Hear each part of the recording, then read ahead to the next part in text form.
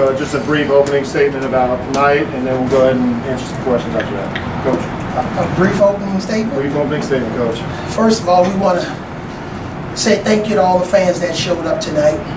Obviously, this is our 4th year with this tie tip-off, and we've had it on a Friday night. We've had it on Tuesday before fall break.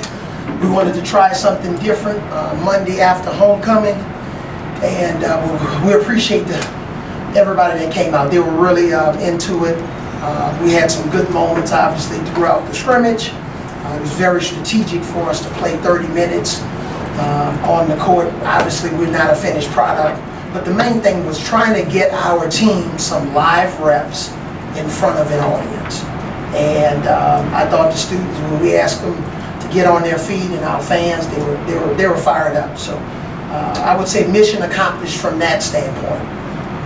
We think we have some experience this year, some quality depth, and hopefully that'll play out in a positive way for us throughout the course of the season. A long way to go, but instead of just having some sort of NBA All-Star Saturday night type theme, which we've had, or playing some scrimmage where you don't play any defense and you don't have any moments on offense, we tried to simulate as best that we could a game type environment.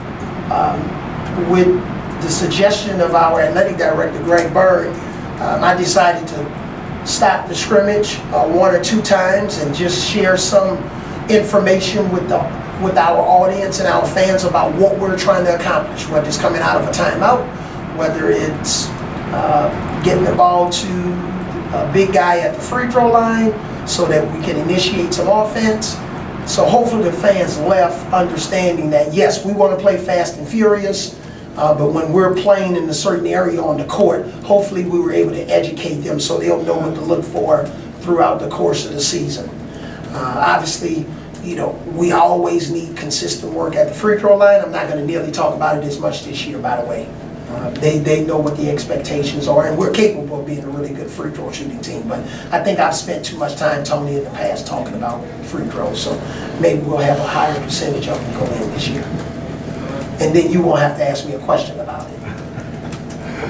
All right, thanks, Coach. Questions, raise your hand. We'll get a mic. Let's start with Tony here on the right. Go ahead, Tony. Well, I am going to ask you about that and about the other 2 things you broke down, the behind the basket inbounding and then fast break. Well, what did you, those are the 3 that you talked about. What did you see from your team? Well, underneath out of bounds, obviously we take the ball out more in college underneath than what we did in the NBA. NBA is more side out of bounds, even though it's trickled into our game where we're taking it out on the side a little bit more.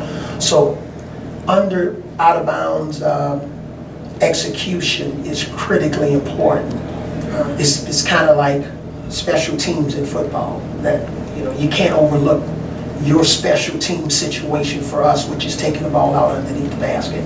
And now in college, you're starting to get different looks. Some teams are zoning it more underneath out of bounds.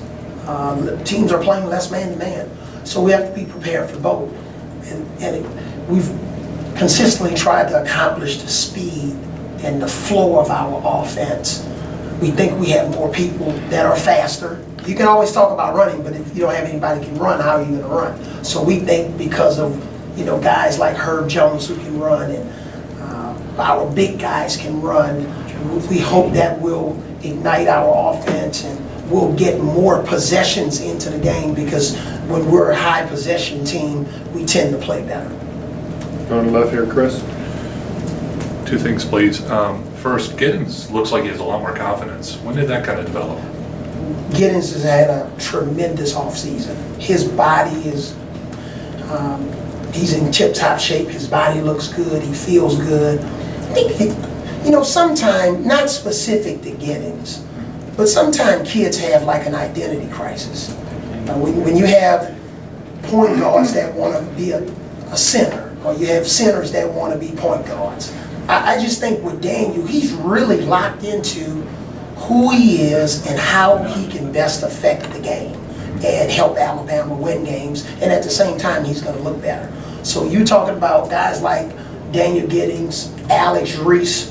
If you look at him and look at his body compared to the same time last year, You know, he's lost 16 pounds, and he's moving better, and he's shooting the ball better. So we've seen some improvements with Daniel and a few other guys on our team, and we have some other guys that still have a ways to go to continue to get better. I have to ask, are you ready to add Jalen Hurts, and where would you play him? At quarterback, point guard, we call that point guard. So he'll play point guard and distribute the ball. He did a good job of coming out and being part of it. That wasn't planned. That was a random deal when I saw him on the court. So it worked out pretty good for us. I'm glad he made the shot, but I'm glad he didn't try to go up and dunk because, you know, obviously we think one of the major strengths of our football team is our quarterback position with both of them, or with Mac too, you know, all three of them. Go on the far left side. Coach, what did you kind of see out of the new faces in the program with Tevin and Kira and Fleming? Well, Tevin Mack is a guy that's been in the red shirt program. We need his scoring ability. I mean, you saw doing stretches, you know, he can knock down the three, he can get the ball to the basket, he has a good body. He has a really good body for his position. And he's worked on his body, and he's worked on his conditioning. But here's a guy that hadn't played in a real game in over a year and a half practically because he didn't even finish the season with Texas. But we need that scoring punch. We need it. And we can play him at multiple positions. He can play some 3, he can play some 4. But he's steadily improving. We got some other guys that, from a conditioning standpoint, just aren't there yet. Maybe they, you know, for various reasons. So they have to do a better job of getting in better physical shape. We have a young guy that's 17 years old, Kyra Lewis. He's got a long way to go. But is he talented? Yes. He's not turning 18 until next April. But you saw some flashes from him. The great thing about his situation is he doesn't have to be an aircraft carrier for us. He has other guys that can play that position like Dejon and AJ Jr. and Herb Jones. Herb can play anywhere on the floor. So fortunately, Kyra doesn't have to feel like he needs to come in and be the savior for Alabama basketball. He can come in and learn and get better, and every year he's going to just get better and better. Okay, so far back, Cecil. Coach, one thing that seems we do have is a very deep roster.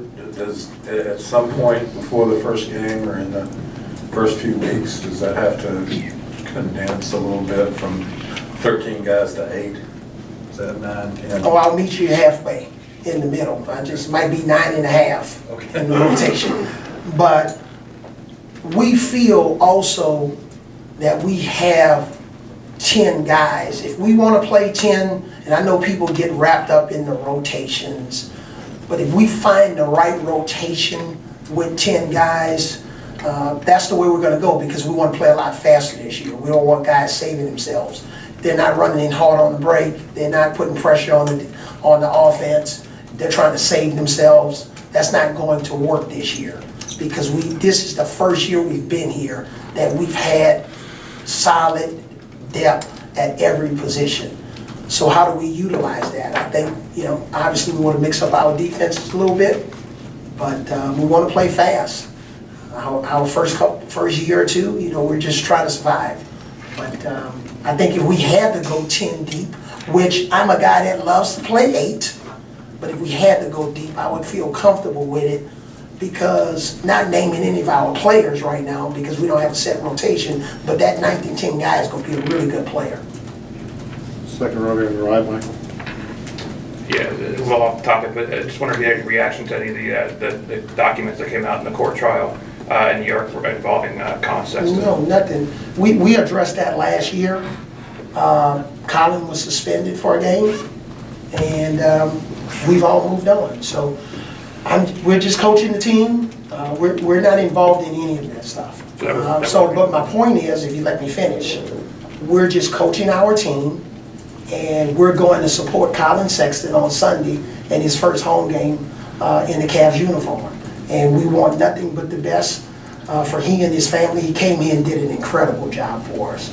So, you know, at this point, obviously we read what's in the news and we're keeping a close eye on it. But at the same time, we're just focused on getting this team better. And that's all I have to say. Alex. Avery, you mentioned, kind of not having to be the savior. Do you anticipate, given his youth, given kind of how quickly everything changed this summer, do you anticipate bringing him along kind of slower than maybe you did Colin or other? Is that anticipated? Yeah, it's two totally different situations. All right. First of all, you had a guy that was a true freshman in Colin, and Colin was, pretty high on some draft boards, right? So whether that was 15 when he first arrived at Alabama and eventually got drafted 8. Kyron is, he's just a young guy and he's trying to get better, but he was a guy that was going to be potentially a McDonald's All-American had he stayed in high school, and who knows what boards he would have showed up on had he stayed in high school for another year and then came to Alabama. So the main thing is, we don't have to accelerate anything with him. We're just going to take it one day at a time, and he'll tell us, when we can take it to the next level with him. But learning the point guard position in college is hard enough for somebody 19 or 20. But he has the skill set, and we think he has the mental capabilities to play at a high level. But we're not going to be in any rush. We got time for one more question if there is anything. All right. Thank you, guys. That's it? Okay, thanks guys. Appreciate y'all coming out.